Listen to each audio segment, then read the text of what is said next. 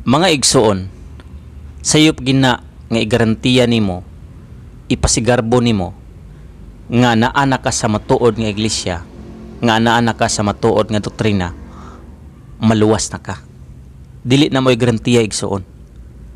Ang tinuod nga ikagarantiya nimo mao kana nga naa kanimo ang matuod nga si Kristo.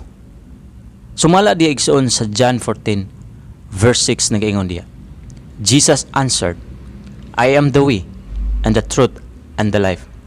No one comes to the Father except through me. Nagingon diya mga igsoon si Ginoong Hesus, ako ang dalan ug ang kamatuoran ug ang kinabuhi. Walay makaadto sa amahan gawas nga kang Kristo lamang. Mo nang mga igsoon, si Kristo ra gyud ang matuod nato nga kaluwasan. Nagpasabot igsoon, kung nag-angkon ka nga Christian, apan wala di ay si Kristo sa akong kinabuhi, wala si Kristo sa imong kinabuhi. Nagpasabot, I am nothing. Wa gid tay mahimo mga igsoon.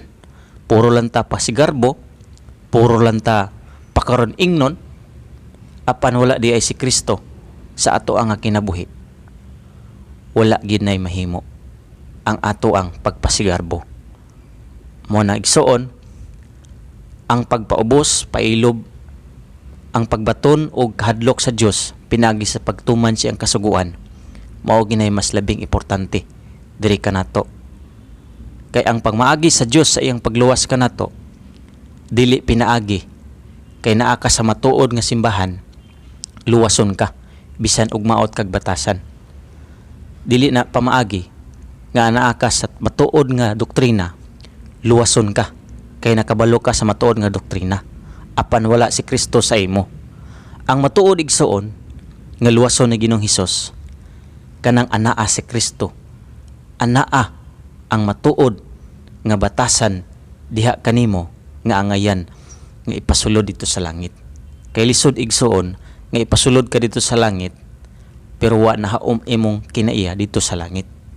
Munang diri pa lang daan sa kalibutan igsoon, importante gina ang pagpaubos, dili ang pagpagsigar buhay, dili ang pagpataas, no? Dili na mao mga igsoon.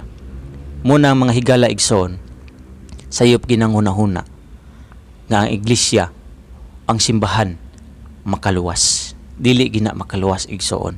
Si Kristo ra gyud ang makaluwas kanato.